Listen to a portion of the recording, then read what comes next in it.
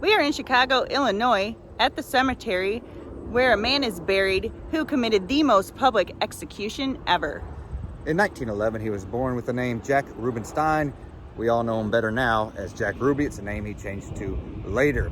He grew up in a household with a mother who ended up dying at a psychiatric hospital. He had a father who was a drunk and also had to get psychiatric help. He had a brother and a sister who also had to get psychiatric help. His family had some issues for sure. Was it just because of that? Was it he the lone guy? Or were there other people involved? Was there a conspiracy? We're gonna answer it for you. Well, not really, because nobody really knows. But we're gonna talk to it, and we're gonna show you his grave. And we cordially invite you to come along for the adventure. Come along.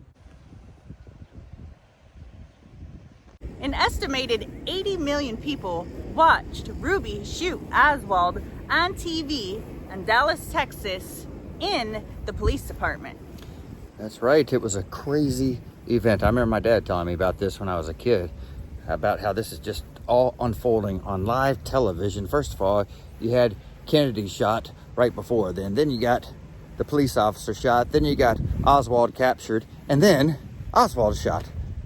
And the crazy thing is, Oswald and Kennedy both ended up in the same hospital, and later, Ruby ended up in that same hospital where he died in Dallas. We're walking up to his grave now. Now, there are so many conspiracy theories around this thing. To us, it's probably what they say it was, that Ruby killed him after Oswald killed Kennedy. Ruby was pretty much a bit of a lunatic to begin with. He was kind of his own police for his club. There were at least 25 occasions where he beat up people at his club, which, by the way, he ran what he called a classy joint. It was actually a strip club, a couple strip clubs in Dallas. But he beat up at least 25 people in the clubs. Oftentimes, he would throw them down the stairs of the club. So he was a tough guy. And then after that would happen, they said a lot of times he would just come up to another table, greet the people, like, how you doing today? Like nothing had even happened, like he totally forgot what had just happened. Well, let's flip it around here and show you his grave. We're at it right now. Beloved son and brother, Jack Ruby, April 25th, 1911, January 3rd, 1967. Of course, because of Ruby's shooting and killing Lee Harvey Oswald, Oswald was never actually convicted of killing John F. Kennedy since he was no longer alive to stand trial.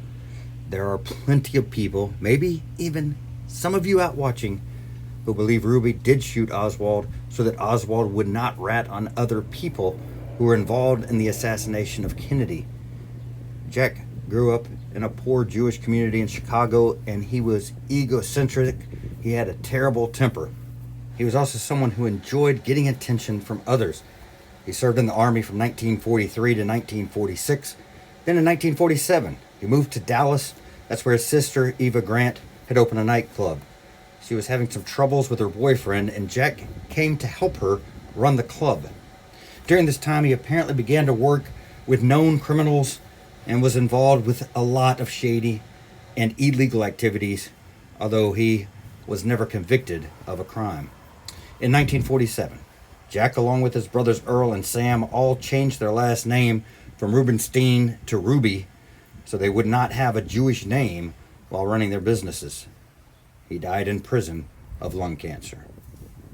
Ruby seemed pleased with himself after he shot Oswald. Yeah, he seemed pretty happy about it.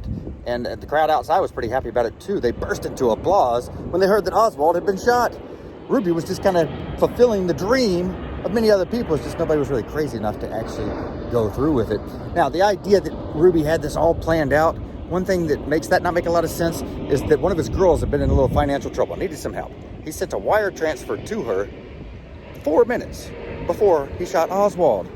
Plus, his dog was waiting for him out in the car. Now, the problem with these things are that, first of all, why would he take his dog if he had this all planned out and leave him in his car? Because he loved that dog. And the second thing is the timing's not right. They got held up for 30 minutes when someone else wanted to interview Oswald at the police station, so they were 30 minutes late getting out, at least 30 minutes late. You'd think he would have been in place if he had this all pre-planned out. Ruby dated a shy widow by the name of Alice Nichols for 11 years. She was known as the only decent woman in his life. He did not marry her, though, because he had promised his mother, Fanny Rubenstein, that he would never marry a Gentile. Fanny died in an insane asylum in Chicago in 1944. One of Ruby's close friends was a man by the name of Joe Cavagnaro. Cavagnaro said he was a fine person, much different than the picture you read. He had a big heart. He was good to people. Anyone down on his luck, he'd help them out to the point of excess. There was a policeman whose wife and kid were in an accident. He took over a sack of groceries. He'd read something in the paper about some poor family, and he'd go to the rescue. Sure, he had a short fuse, but remember, he had to police his own business. Otherwise, they'd close him up. The vice squad was always hanging around his place. Some drunk would act up and Jack would remove him without the vice squad being aware it ever happened.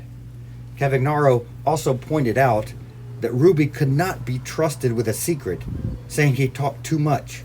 If you assume that to be true, then there's simply no way he could have kept something as big as a conspiracy surrounding the assassination of a president secret.